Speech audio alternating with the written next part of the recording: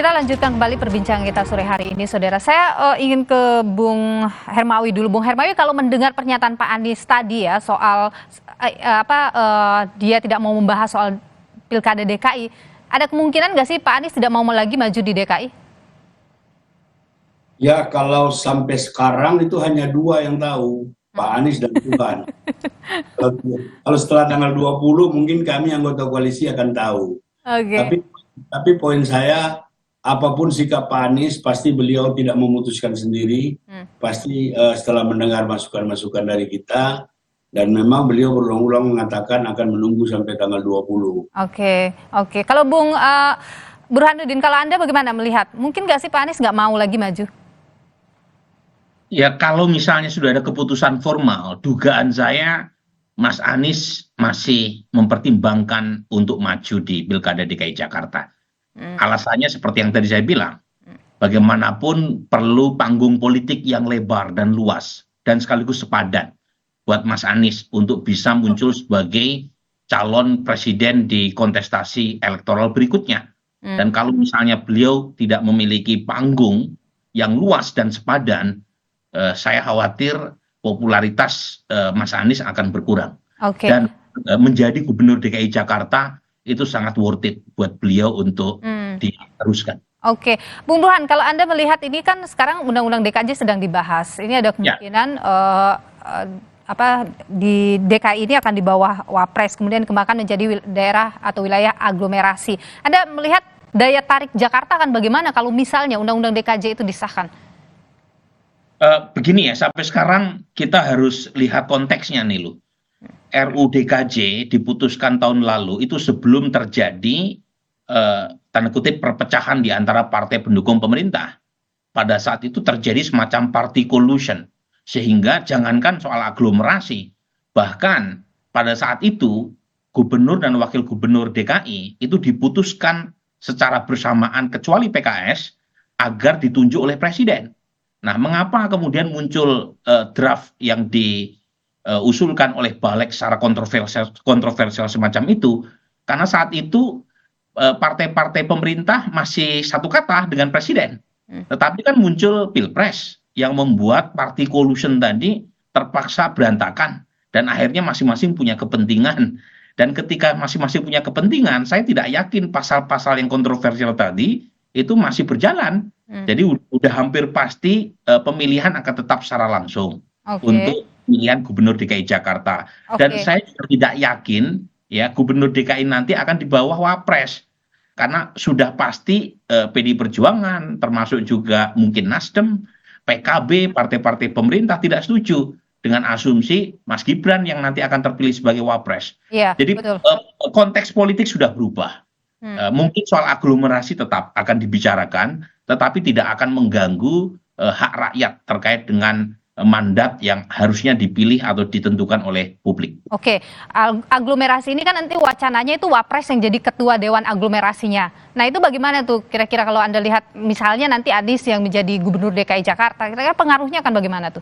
Dan jangan lupa juga nih loh, pertanyaan berikutnya adalah apakah Pak Prabowo kalau misalnya beliau menang akan ikhlas memberikan semacam kewenangan buat Wapres untuk mengelola aglomerasi. Ini jadi kontestasinya bukan soal Anies sama Pak Hermawi Taslim saja. Ini juga antara Pak Jokowi dengan Pak Prabowo. Jadi maksud saya terlalu dini kita untuk membicarakan soal aglomerasi di bawah kewenangan Wapres. Karena bagaimanapun ya presiden pasti pengen menjadi matahari tunggal. Dan kalau kemudian dibagi-bagi dengan Wapresnya, itu akan menimbulkan pertanyaan, terutama terkait siapa yang punya hak prerogatif terkait dengan kewenangan mengelola negara. Gitu. Oke, Bung Hermawi, kalau Anda sendiri melihat bagaimana wacana itu? Aglomerasi ini kan masih dalam proses pembahasan. Belum ada kata akhir dari fraksi-fraksi. Jadi seperti kata Pak Burhan tadi, peta sudah berubah, banyak aspek-aspek lain yang perlu dipertimbangkan, tetapi yang pasti Gubernur DKI itu tetap menarik. Jakarta sampai 10 tahun ke depan, meskipun kita ibu kota sudah pindah di IKN, dia akan tetap menjadi primadona Jakarta. Karena itu, maka kami sedini mungkin juga merapatkan barisan, berusaha sekuat tenaga, memastikan setidak-tidaknya koalisi 01 ini awet menghadapi pilkada DKI. Syukur-syukur pilkada yang lain. Kalau ada yang mau ikut yang lain, kita welcome. Tetapi tadi kemarin Ustadz Khairuddin menarik sekali, dia mengatakan kita mau ada sinergisitas yang utuh antara eksekutif dan legislatif di DKI. Legislatif kita sudah pegang, ada 2 pimpinan di situ. Satu PKS, satu Nasdem, dan kita inginkan supaya eksekutifnya juga kita pegang. Dan itu kalimat kunci dari pertemuan kemarin, saya kira. Oke, Bung Hermawi, tapi kalau misalnya soal wacana tadi Wapres jadi ketua Dewan Aglomerasi, apakah Nasdem ini sepakat dengan hal itu? Karena ini juga lagi digodok kan? Ya, itu lagi digodok di fraksi. Sekarang masih dalam proses pembahasan. Kita belum sampai kata akhir. Posisinya Nasdem bagaimana atas wacana itu? Posisi Nasdem kalau wacana silakan saja, masing-masing anggota bisa berbicara. Tapi kata akhir fraksi nanti akan ditentukan, dan mereka biasanya kalau hal-hal yang krusial seperti itu akan berkonsultasi dengan DPP, dengan Ketua Umum dan Sekjen. Karena itu kami menunggu mereka. Oke, sampai dengan sekarang belum ada pembahasan itu berarti kepada Sekjen? Belum sampai ke DPP. Oke, belum sampai di BPP. Bung Burhan, tadi Bung Hermawi sempat menyebut soal 3 partai ini akan solid, berharap bahkan mungkin tidak hanya di DKI koalisinya ke daerah lain juga. Anda meyakini bahwa ini akan jadi koalisi yang solid di pilkada nanti?